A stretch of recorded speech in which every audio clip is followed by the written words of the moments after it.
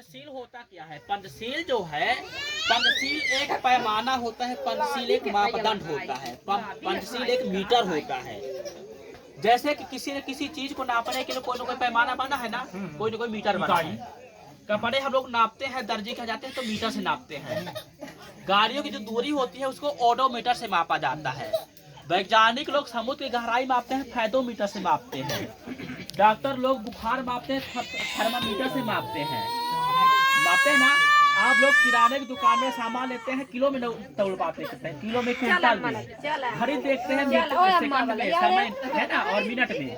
उसी प्रकार इंसान की अच्छाई और बुराई को मापने के लिए तथागत बुद्ध एक पैमाना बता कर के, जिसे बोला जाता है पंचशील। पंचशील के 5 सिद्धांत होते हैं।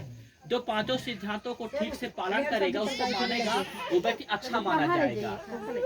गरीब अमीर धन दौलत तो अलग बात होती है। जरूरी नहीं कि जिसके पास बहुत पैसा हो, बहुत बड़ी नौकरी करे, वो भी एक अच्छा होता है, ऐसा जरूरी नहीं है।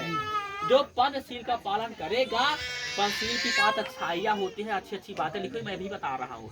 जो 5 शीलों का पालन करेगा वो अच्छा व्यक्ति माना जाएगा। तो पंचशील का जो पहला सिद्धांत क्या होता है? पारादिपाता बेरमणि सिक्खापदम समादयामि। इसका मतलब होता है मैं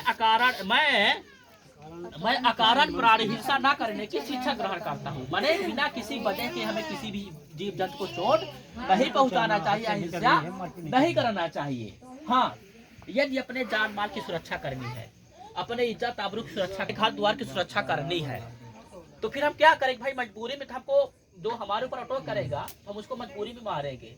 लेकिन बिना किसी वजह के हमें जीव हत्या नहीं करना चाहिए। बिना किसी वजह के हमको किसी को के चोट नहीं पहुंचाना चाहिए।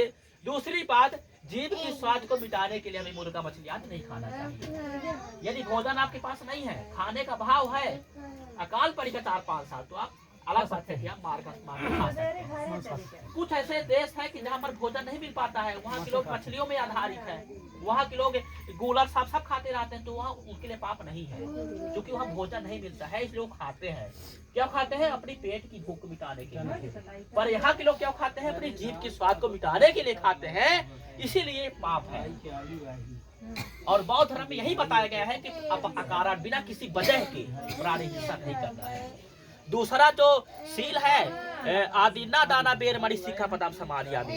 इसका मतलब होता है मैं किसी प्रकार की चोरी ना करने की शिक्षा ग्रहण करता हूं।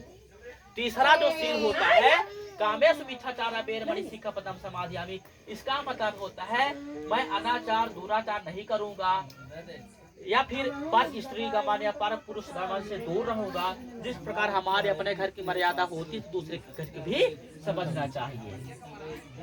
चौथा जो शील है, आदिना दाना